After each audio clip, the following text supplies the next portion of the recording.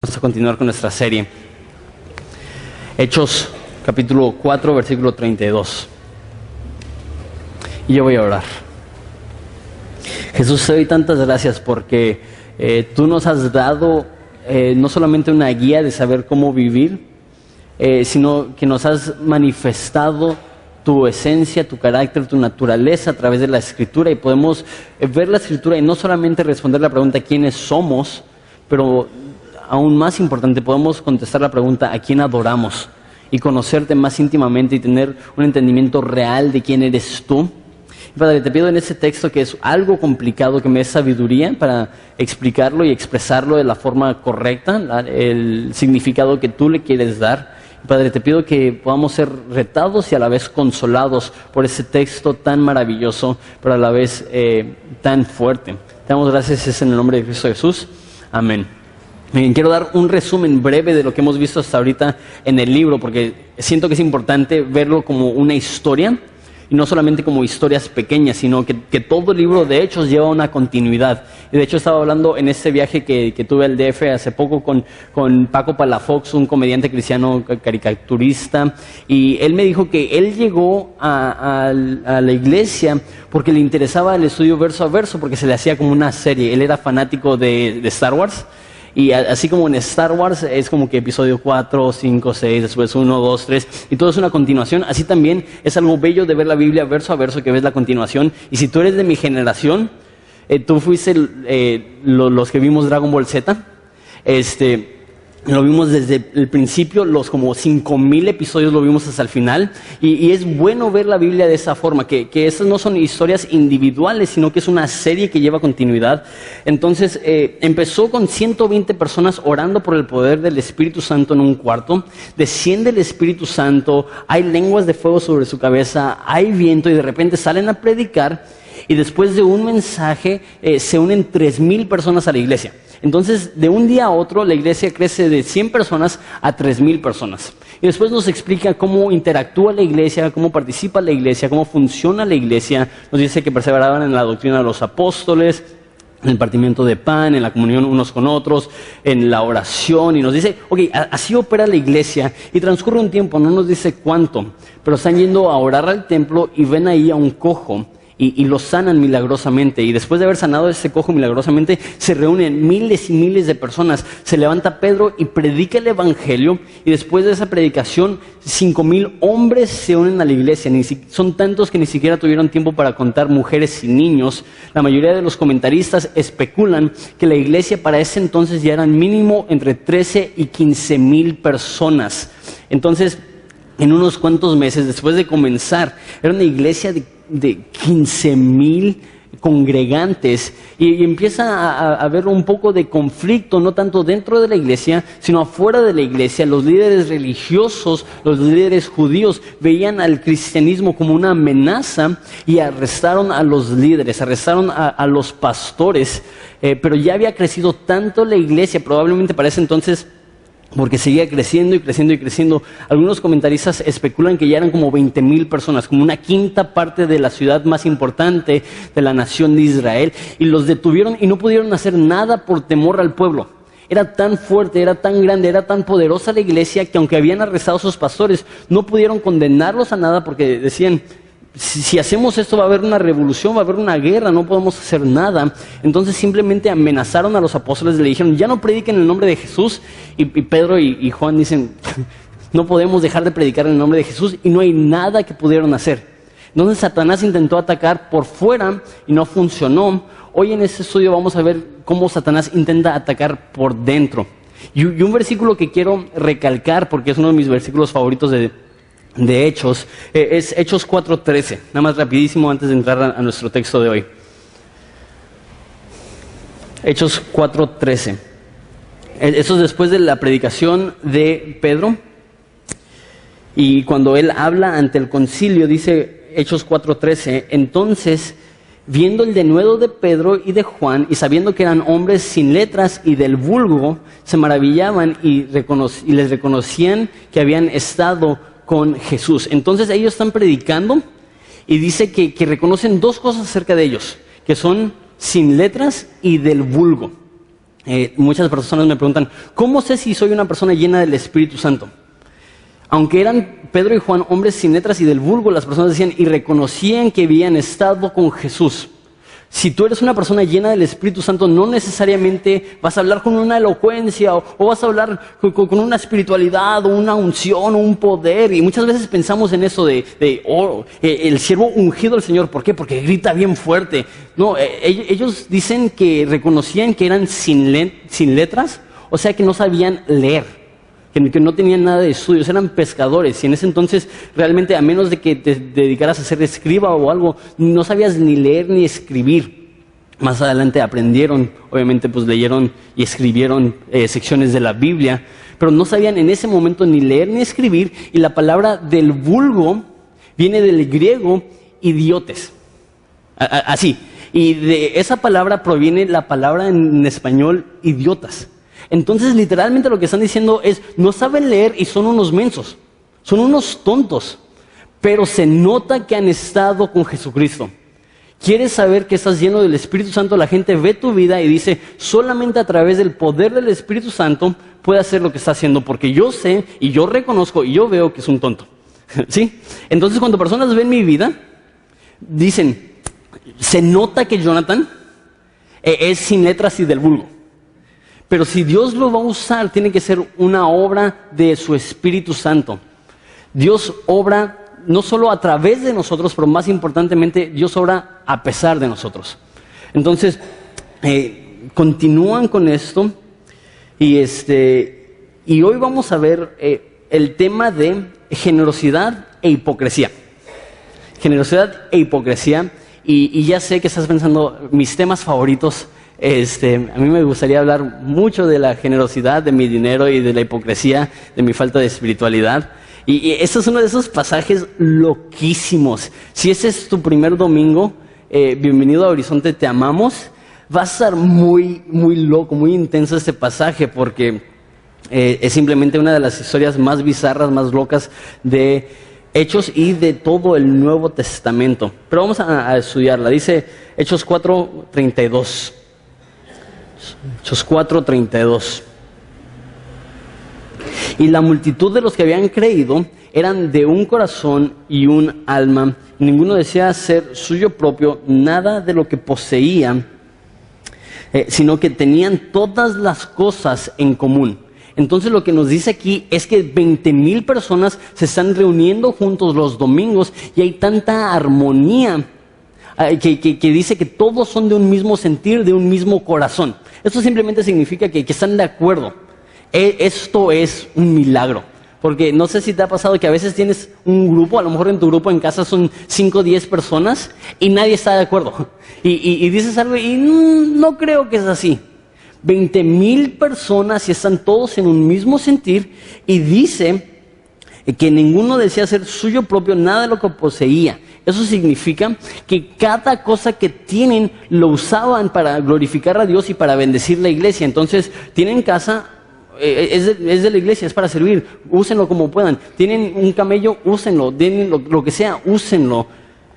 Y después dice versículo 33, y con gran poder los apóstoles daban testimonio de la resurrección del Señor Jesús y abundante gracia era sobre todos ellos. Si ves que esos versículos van juntos, una iglesia generosa es una iglesia que testifica.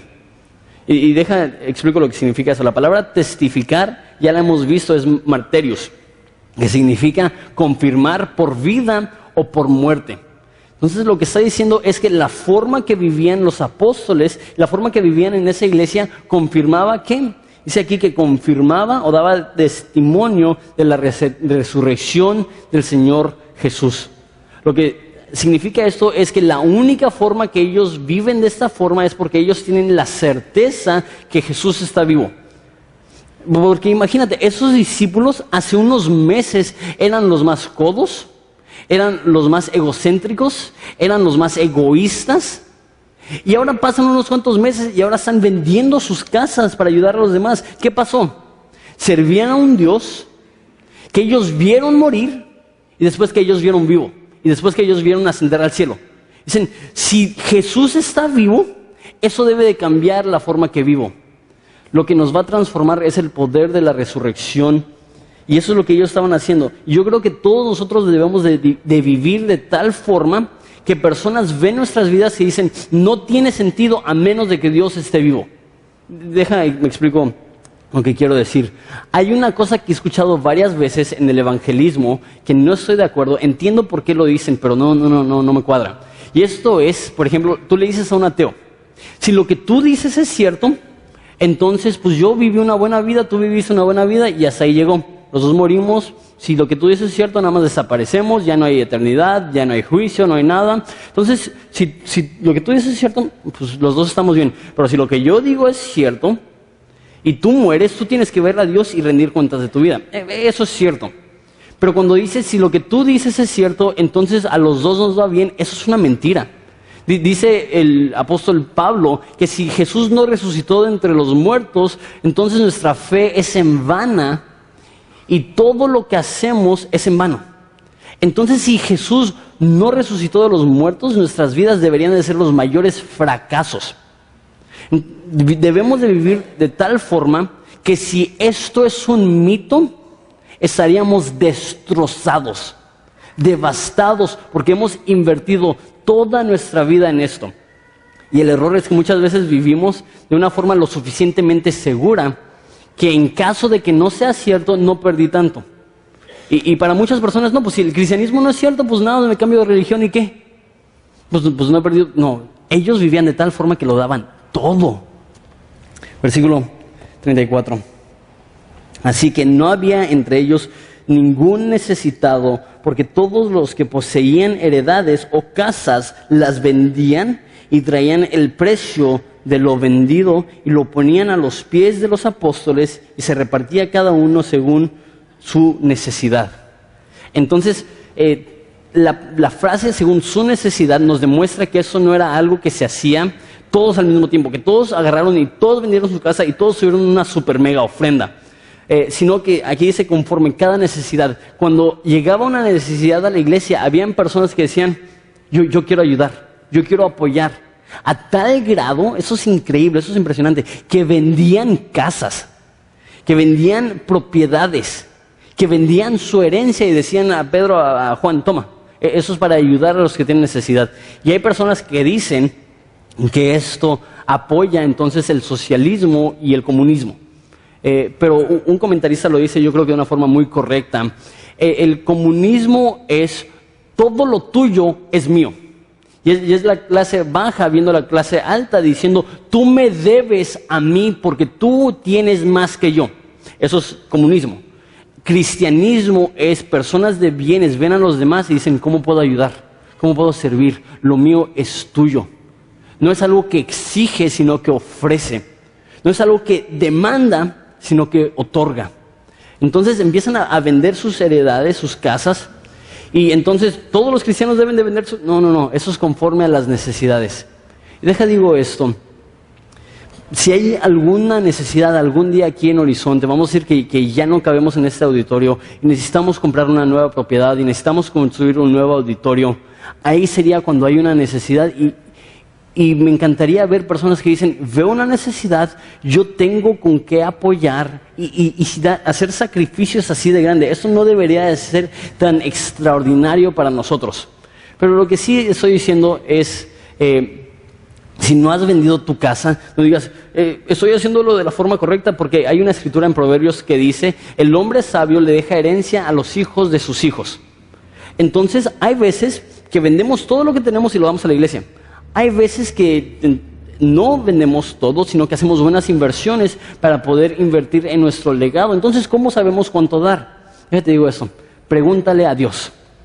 Pregúntale a Dios, dile, Dios, a ti te glorifica la cantidad que doy. Y mira el ejemplo de este hombre, Bernabé, mira versículo 36. Entonces José, a quien los apóstoles pusieron por sobrenombre Bernabé, que traducido es hijo de consolación o hijo de ánimo, algunas traducciones dicen, levita natural de Chipre, como tenía una heredad, la vendió y trajo el precio y lo puso a los pies de los apóstoles. Entonces este hombre vende su heredad, que probablemente era una propiedad. Y digo esto es loco. Porque para nosotros una casa puede ser importante, ¿no? No sé cuántas personas han comprado una casa. Yo ahorita estoy comprando una casita Infonavit en Punta Banda.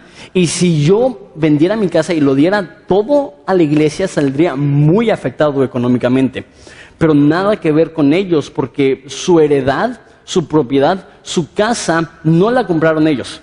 Esa es una heredad, ellos lo heredaron. Esa casa donde vivían era la casa de sus papás, de sus abuelos, de sus bisabuelos, de sus tatarabuelos, y esa casa iba a ser la casa de sus hijos, de sus nietos, de sus bisnietos, y al venderlo estaban dando literalmente todo.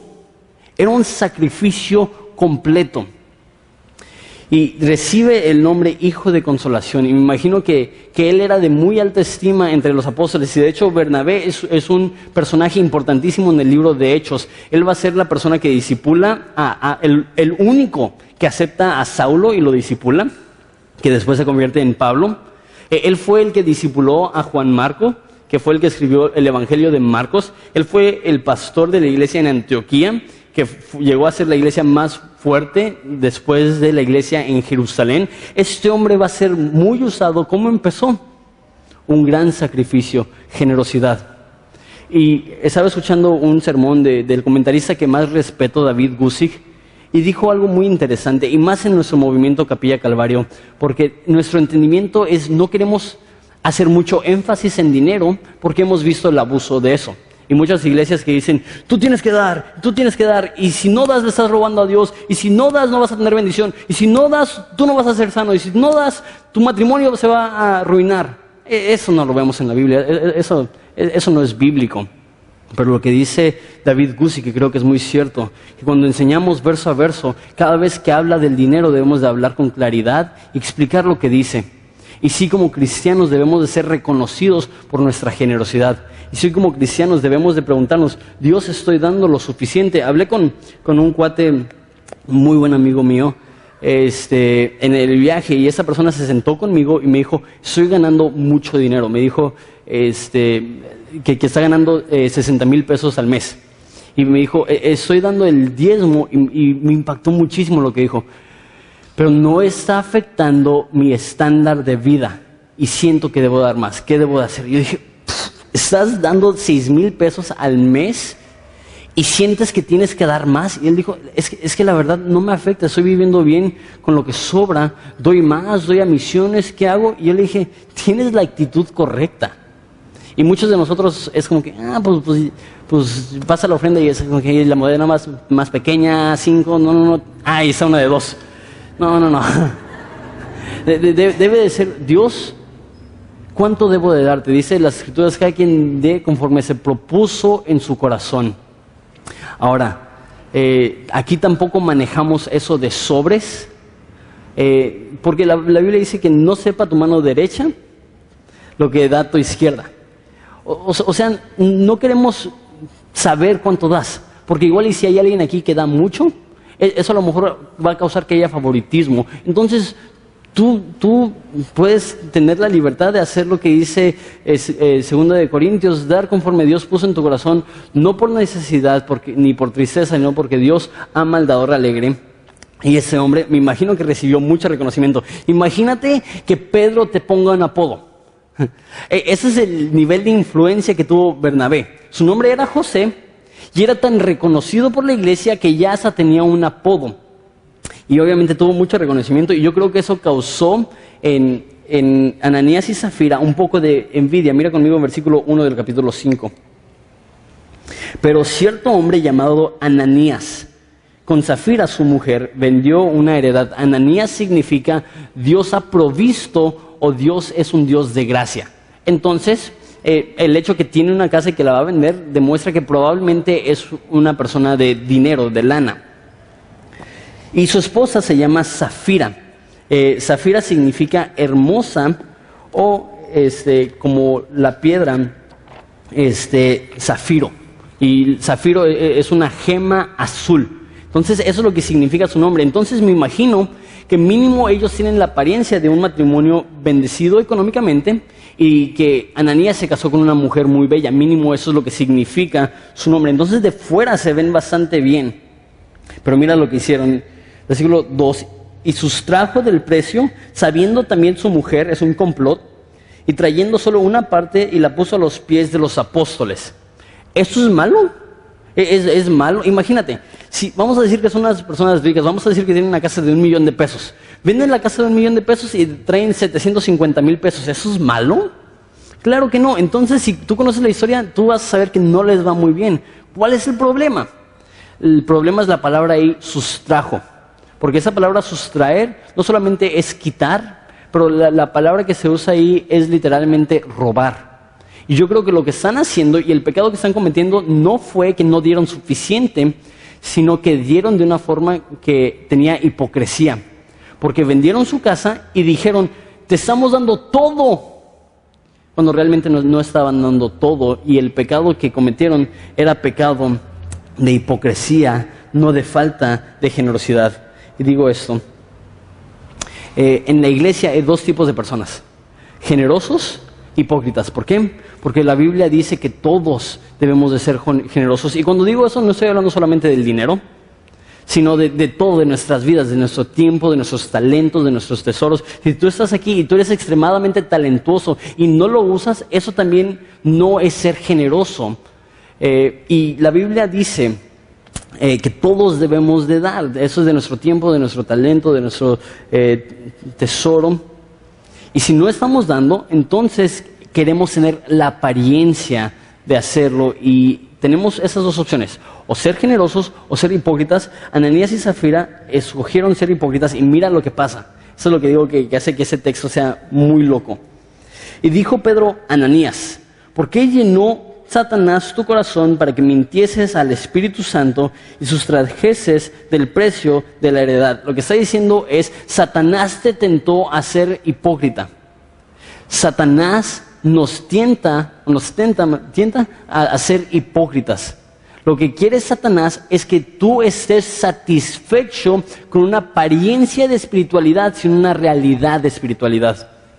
¿Y cuántas veces hemos vivido eso? Y eso lo veo, por ejemplo, no sé, vienes en el carro y vienes rumbo a la iglesia y te estás aventando el pleito del siglo con tu esposa. Así, ya amenazas de muerte, que la vas a entregar a Al Qaeda y quién sabe qué. Y se están peleando a todo lo que da. Llegan a la iglesia y ¿qué es lo que pasa? De repente tienen la sonrisa más grande del mundo. Hola, ¿cómo estás? De maravilla. Tu matrimonio es una bendición. ¿Y qué es lo que estás haciendo? Estás queriendo demostrar una espiritualidad que no posees. ¿Sabes qué? Pues tuvimos una semana difícil, ¿puedes orar por nosotros? No hay nadie casado, a lo mejor los solteros sí te van a juzgar, pero no hay nadie casado que va a pensar menos de ti por eso. Porque van a decir, claro, todos tienen problemas, todos batallamos, todos necesitamos ayuda, claro que sí voy a orar por ti. Si hubiera llegado Ananías y hubiera dicho, ¿sabes qué? Estamos pasando por una situación económica, solamente podemos dar la mitad del valor de la casa, nos vamos a quedar con... ¿Tú crees que Pedro hubiera dicho, ay, mira Ananías, qué codo? No, él hubiera dicho, wow, estás dando la mitad de lo que vale tu casa, gracias. Pero es porque ellos querían aparentar una espiritualidad que no poseían. Él dice, ¿qué estás haciendo? Mira lo que dice el versículo 4. Reteniéndola no te quedaba a ti. Está diciendo, es tuya. No tienes que dar, nadie te está obligando a dar. Y digo eso, no des porque te sientes obligado o manipulado. El dar es un privilegio. Y si te sientes manipulado, por favor no des. Él dice, era tuyo, no tenías que darlo, no estaba en tu poder. ¿Por qué pusiste esto en tu corazón? No has mentido a los hombres, sino a Dios. Entonces le da una exhortación, una reprensión. Si te soy honesto, no tan fuerte. Esa es la misma persona que en otros lugares dice generación de víboras, que dice, y en ese libro, paredes blanqueadas, hipócritas, hijos del diablo, frases así muy fuertes. Aquí nada más dice, ¿qué estás haciendo? No le estás robando a Dios, no le estás mintiendo a Dios, perdón, no le estás robando a Dios, no le estás robando a los hombres, no le estás mintiendo a los hombres, le estás robando y mintiendo a Dios. ¿Qué te están pasando? Y mira lo que pasa, versículo 5. Y al oír estas palabras, cayó e expiró. O sea, se murió, caducó como la leche. Así nada más cae y muerto. Y nota que Pedro no dijo, maldito seas, te vas a morir. No. Nada más está diciendo, ¿qué has hecho? Y de repente, que hay muerto Ananías. Yo me imagino que hasta Pedro estaba como que, no era para tanto, hacía Ananías. Despiértate. Y yo creo que él ni siquiera estaba pensando, Dios lo va a matar. Simplemente está diciendo, ¿qué estás haciendo? Estás mintiendo. Y ojo, esa es la única vez que veo que alguien es tumbado por el Espíritu Santo en todo el Nuevo Testamento. Y imagínate que eso pasara en nuestra iglesia. Llega una hermanita a pedir oración y de repente azota. De repente, órale, hoy sí viene ungido Jonathan. Y de repente ven, checan el pulso, está muerta. Y me imagino las personas que estaban ahí con Pedro están como que, ¿qué acaba de suceder? Imagínate, así, nada más, y la forma que lo dice, cayó y expiró, casi lo dice con una ironía. Y dice versículo 6, que los hombres, los jóvenes se levantaron y lo envolvieron y sacándolo y lo sepultaron. No tiene servicio funeral, no nada, nada más lo ven y casi me lo imagino como en las películas, sacándolo por las piernas hacia el pobre Ananías. Y sacan y lo sepultan. Y mira lo que pasa con su esposa ahora, versículo 7. Pasando un lapso de como 3 horas, sucedió que entró su mujer no sabiendo lo que había acontecido. Entonces pasan 3 horas, ella no sabe que ha muerto su esposo. Versículo 8. Entonces Pedro le dijo, dime, ¿vendiste en tanto la heredad? Ella dijo, sí, en tanto. Nota que Pedro le está dando una oportunidad para que se arrepienta. Dice, oye, ¿es cierto que eso es lo que te costó? Y ella dice, sí, es cierto. Y me imagino todas las personas como que, ¡oh, no! ¡Zafira! Y dice, y entonces Pedro le dijo, ¿por qué convinisteis en tentar al Espíritu Santo? He aquí a la puerta los pies de los que han sepultado a tu marido y te sacarán a ti. Al instante ella cayó a los pies de él y expiró. Y cuando entraron los jóvenes la hallaron muerta y la sacaron y la sepultaron junto a su marido. Y vino gran temor, obviamente, en toda la iglesia y sobre todos los que oyeron estas cosas. Ok.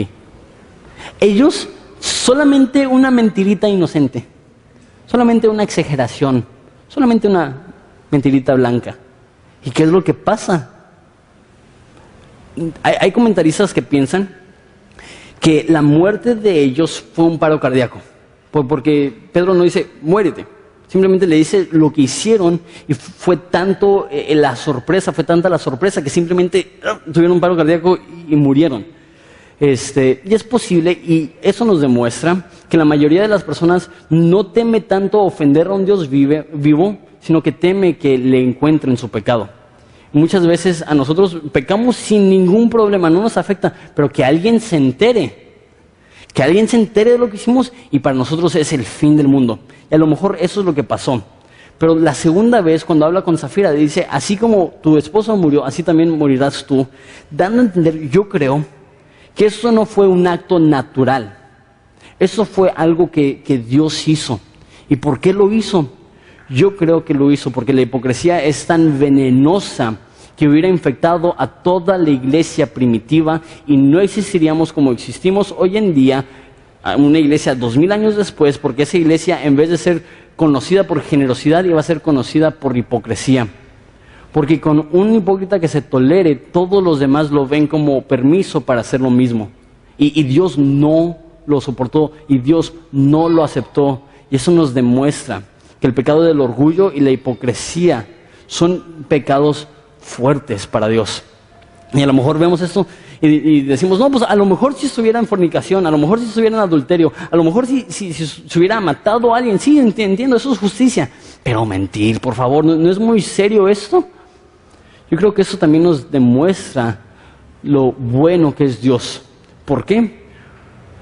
Porque eso es lo que merecemos todos nosotros. ¿Cuántas veces nosotros hemos llegado a la iglesia intentando aparentar ser más espirituales de lo que somos? Y yo me pongo en ese lugar. Yo soy el primero en admitir que muchas veces llego a la iglesia y estoy buscando el reconocimiento del hombre, y estoy buscando, ay, Jonathan, qué lindo enseñas. ¿Y cuántas veces llegamos diciendo, yo quiero que la gente me vea y me respete y me honre, como si yo fuera el hombre más espiritual del mundo, cuando realmente no tenemos esa realidad? Si Dios ejecutara su justo juicio, todos sufriéramos el mismo resultado que Ananías y Zafira. Entonces el hecho que todos estamos aquí y todos estamos con bien demuestra que servimos un Dios de gran misericordia, un Dios que es lento a la ira y grande en misericordia. Versículo 12. Y por mano de los apóstoles se hacían muchas señales y prodigios en el pueblo. Estaban todos unánimes en el pórtico de Salomón. Una vez más se ve la unidad que tenían ellos. Versículo 13. De los demás, o sea, los que no eran parte de la iglesia. Versículo 13. Y de los demás ninguno se atrevía a juntarse con ellos, mas el pueblo los alababa grandemente. Entonces lo que pasa es que ven lo que sucede en esta iglesia, y los que no son cristianos ven por fuera y dicen, ni de loco me uno a ellos. ¿Te imaginas? No, que doña Martita murió. ¿Cómo murió? No, pues fue a la iglesia y era una hipócrita y murió. Y es como que, yo no voy a ir a esa iglesia. Yo ni de loco me acerco. Y eso es lo que pasó. Lo que pasó es que la gente vivía de una forma tan extraordinaria, tan extrema, tan radical, que las personas de fuera decían, no. Dicen, ninguno se atrevía a juntarse con ellos. Me pregunto si hemos hecho el proceso de unirnos a la iglesia demasiado fácil. No me malinterpreten, todos están bienvenidos. Si tú estás aquí y no eres un cristiano, ven, queremos servirte, queremos amarte. Pero el proceso de ser parte de la iglesia no es algo que se toma a la ligera. ¿Por qué? La salvación es gratis, es un regalo de Dios, eso es clarísimo. Pero amar a hermanos caídos y pecadores te va a costar todo. La salvación es gratis, pero si quieres estar en un sentir y en un espíritu con personas que son igual de pecadoras que nosotros, nos va a costar todo. Por eso dice Cristo, si alguien quiere venir en pos de mí, niéguese, tome su cruz y sígame. Me pregunto si hemos diluido tanto el concepto de la iglesia, si el concepto de la iglesia ya es algo tan superficial, que todos se consideran miembros de la iglesia, y por ese mismo motivo, porque llegan sin ningún problema, se van sin ningún problema. Y llegan y no sienten ninguna responsabilidad a amar a sus hermanos, a servir a sus hermanos, a estar ahí para apoyar a sus hermanos. ¿Por qué? Pues porque llegaron a la ligera y yo no sé todavía si me voy a quedar aquí. Pues ¿cuánto tiempo tienes asistiendo? No, pues 12 años, pero es que no sé si esta es la iglesia para mí. ¿Y cuánto tiempo tienes de cristiano? No, pues 23 años, pero ya he ido como a 50 iglesias y la verdad no me late. Yo creo que mi relación con Dios es algo personal. Aquí vemos que había un temor en unirse a la iglesia, que no se unían a la iglesia a la ligera, porque unirse a la iglesia es declarar públicamente, no soy independiente, necesito ayuda de Dios y necesito la ayuda de los demás, y es reconocer públicamente, yo reconozco que nadie de los que están a mi alrededor es independiente y que ellos necesitan de mi ayuda, que ellos necesitan de mi servicio. Eso es lo que significa koinonía, eso es lo que significa que estaban unánimes, es ayuda mutua, es servir y sacrificarte por los demás. Ahora, esto es una paradoja porque mira, dice, nadie se quería unir, todos tenían miedo, alababan a la iglesia, reconocían, wow, eso es increíble, nada más no quiero unirme, pero, versículo 14, y los que creían en el Señor aumentaban más, gran número así de hombres como mujeres. Entonces dice, nadie se quiere unir, y creció el nombre. Me pregunto si cuando disminuimos el estándar, también cerramos las puertas porque predicamos un evangelio falso. Y si tenemos el estándar que tiene la Biblia, que eso permite que más personas conozcan a Jesús porque están tomando una decisión enterada de Jesús. Me explico rápidamente. Desafortunadamente, mucho del trabajo que hacemos en Horizonte es corregir doctrinas erróneas. que te hacen pensar, ¿sabes qué? Dios escribió un libro, ese libro, ¿y sabes por qué lo escribió? Porque Él quiere que tú estés feliz, porque Él quiere que tú no tengas problemas, porque Él quiere que tú tengas salud. No. Este libro se escribió para que nosotros sepamos que estamos desesperadamente en necesidad de un Salvador, que nos hemos alejado tanto de la verdad, que Él vino a rescatarnos, que Él vino a redimirnos, que Él vino a sacarnos de la vida que estamos viviendo y darnos una nueva vida a través de su Espíritu Santo. Y si esto no se predica, ¿sabes qué? Van a haber iglesias llenas de ovejas enfermas. Pero si se predica la verdad del Evangelio, yo creo que ovejas saludables se reproducen naturalmente. Y yo creo que cuando entienden la realidad de la Escritura, y no es algo superficial, y no es algo de mentiritas, y no es algo que se escucha bien, pero no es realidad. Yo creo que es cuando la palabra dura, fuerte, dolorosa, que es como una espada de dos filos, que es como un fuego, nos penetra, de repente decimos, wow, necesito compartirlo. Entonces, aunque había un respeto y una admiración tremenda por la iglesia seguía creciendo. Y una vez más, ese pasaje también está bien padre. Tanto que sacaban a los enfermos a las calles y los ponían en camas y lechos para que al pasar Pedro, a lo menos su sombra cayese sobre alguno de ellos. Y aún de las ciudades vecinas, muchos venían a Jerusalén trayendo enfermos y atormentados de espíritus inmundos, y todos eran sanados. Una iglesia que tiene un alto estándar de lo que significa ser cristiano, también va a ser una iglesia que va a ser usada por Dios para hacer milagros. Y yo creo que es imposible ser un cristiano genuino y no experimentar lo sobrenatural en tu vida. ¿Por qué? Porque Cristo dijo, los que creyesen en mi nombre harán cosas aún mayores que yo. Y eso es lo que estamos viendo en la vida de Pedro. Jesús nunca sanó con su sombra. Y ellos estaban trayendo enfermos a Pedro y con su sombra eran sanados. Ahora, no siempre va a ser lo sobrenatural en este aspecto, pero siempre vamos a pedir que Dios sane. Si tú estás aquí y conoces a alguien que está endemoniado, creemos que eso puede suceder. No creemos que un demonio es más fuerte que Jesús. Entonces no creemos que un cristiano puede ser endemoniado, pero sí creemos que si hay alguien en tu familia que no es cristiana, que puede realmente estar sufriendo por un demonio. Y no creemos que todas las enfermedades son causadas por demonios. Hace poco me estaban comentando de una amiga que tiene esquizofrenia y dijeron, no, es que tienes que sacar el demonio. Y yo dije, uno, si es un demonio, ¿por qué le funciona la medicina? Porque un demonio es algo espiritual, medicina es algo físico. Entonces, si fuera un demonio, medicina no ayudaría. ¿Sí ven eso? Pero sí hay casos en el cual sí hay ataques demoníacos y estamos aquí para servir. Pero nota esto, cuando una iglesia es bíblica, señales van a acompañar. Y no es que nos enfocamos en las señales, sino que nos enfocamos en Cristo y ese crucificado, y Él va a respaldar la palabra y la predicación con sucesos sobrenaturales, ya sea sanidades, o yo creo que muchas veces es personas viviendo de una forma extraordinaria y sobrenatural. Yo creo que es más difícil que una iglesia esté unánime y de un sentir que levantar a un cojo. Yo creo que también esos son milagros de Dios. Entonces quiero terminar repasando 5 puntos. Lo primero es lo que vimos con Bernabé. Si queremos impactar al mundo, no podemos ser apáticos. Y la realidad es que vivimos en un mundo que ha sufrido y está sufriendo mucho dolor, mucha tragedia. Y ahorita el país está en estado de caos, donde hay una división tan grande por cuestiones de gustos políticos, donde hay una división tan grande por división familiares, donde hay una división tan grande porque la forma que se están criando los niños ahora es muy adverso a sus papás y hay un dolor tremendo. ¿Sabes qué es lo que tenemos nosotros? Esperanza. Pero ¿sabes cómo podemos utilizar esa esperanza?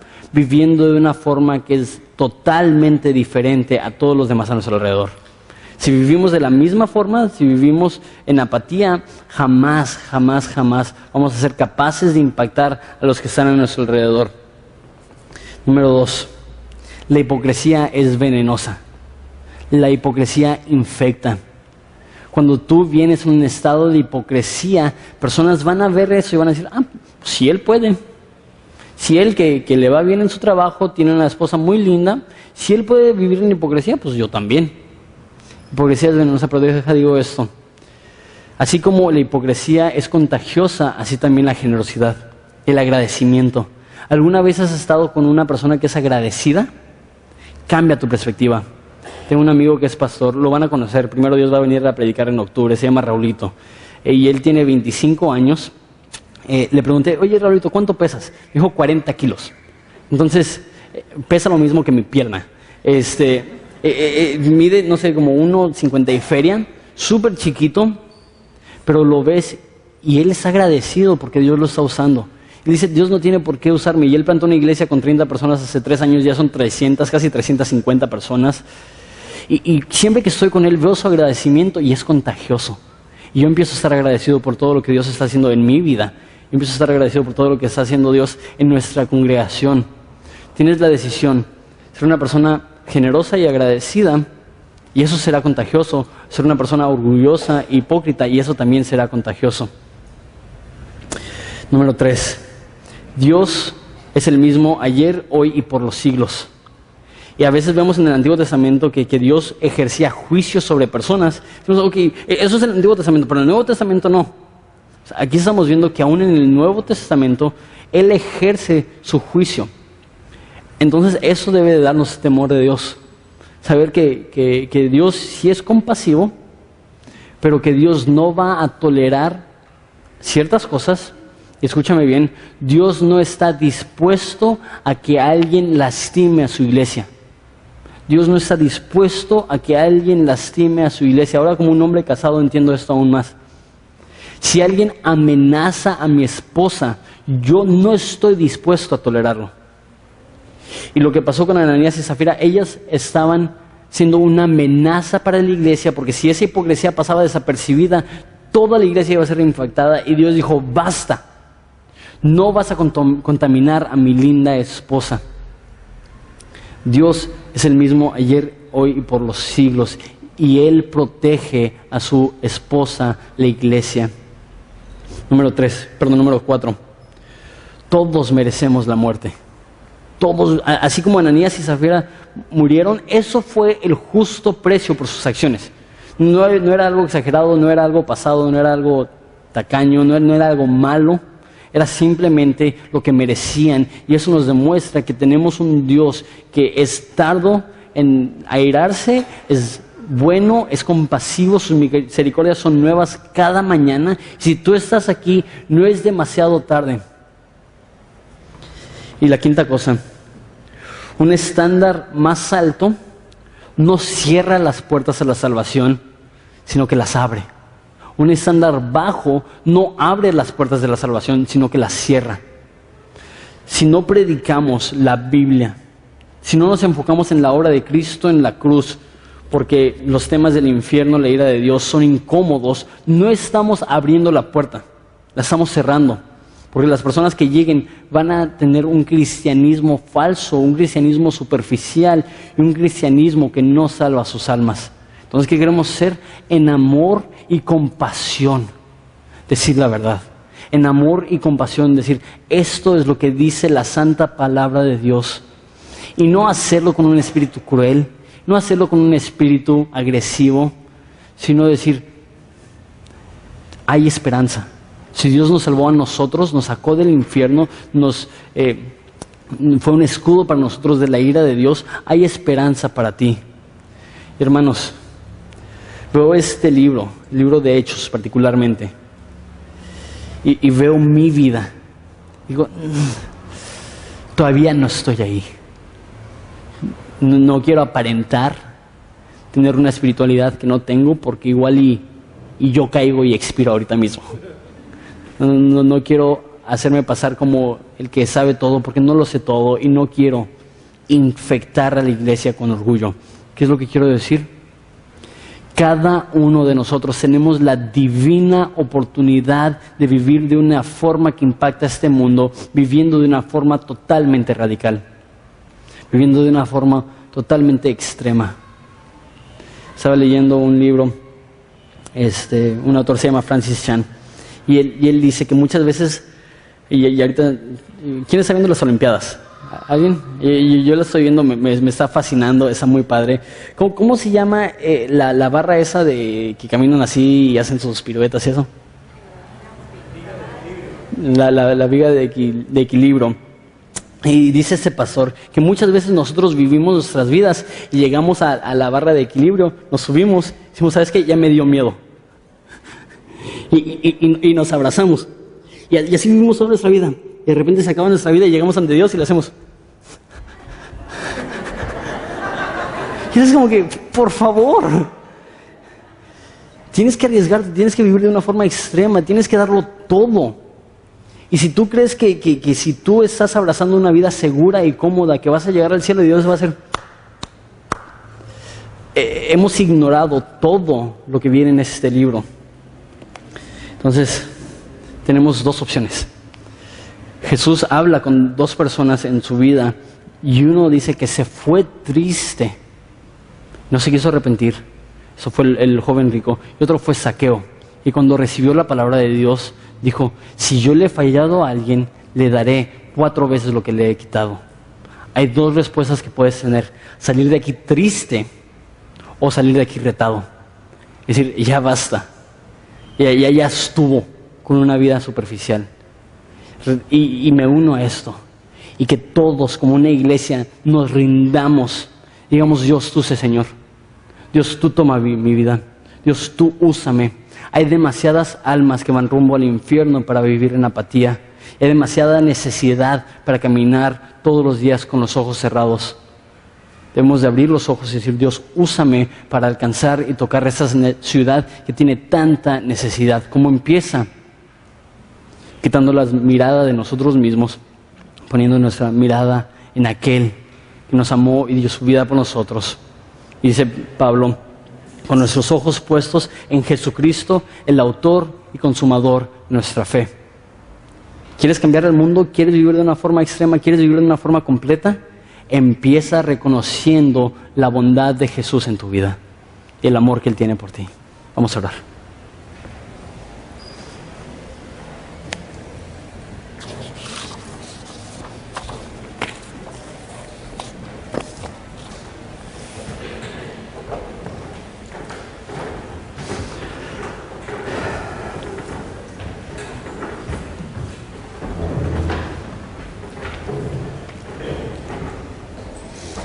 Padre, te damos gracias porque tú nos has dado todo. La Biblia dice: el que no escatimó a su propio Hijo, sino que lo entregó por nosotros, ¿cómo no nos dará en Él todas las cosas? Lo que necesitamos es que tú llenes el vacío inmenso que hay en nuestro ser. Lo que necesitamos es que tú nos des algo mucho más grande que una experiencia. Es que nos des una relación. Lo que necesitamos es mucho más que un poco de energía, una motivación, una inspiración. Lo que necesitamos es una transformación por tu Espíritu Santo. Te pido por cada uno de nosotros. Te pido que cada uno, como dice 1 Corintios, nos examinemos, nos preguntemos, Dios, ¿te agrada mi vida? Dios, ¿estoy viviendo de una forma que te glorifica? ¿O he caído en la trampa del cristianismo del siglo XXI? Y dice, no, yo estoy bien. Toda la gente me reconoce como un buen cristiano. Ayúdanos a nunca caer en el error de Ananías y Zafira. Que no vivamos para el reconocimiento del hombre, sino que vivamos para aquel día que tú nos digas, bien hecho, buen siervo fiel, entra en el gozo de tu Salvador. Te amamos, Jesucristo, te queremos dar todo. Queremos ser fieles a ti. Ayúdanos, porque solamente por tu gracia y por tu poder. Muy bien, Jesús. Vamos a ponernos de pie. Vamos a terminar dando de nuestras ofrendas. Vamos a terminar cantando.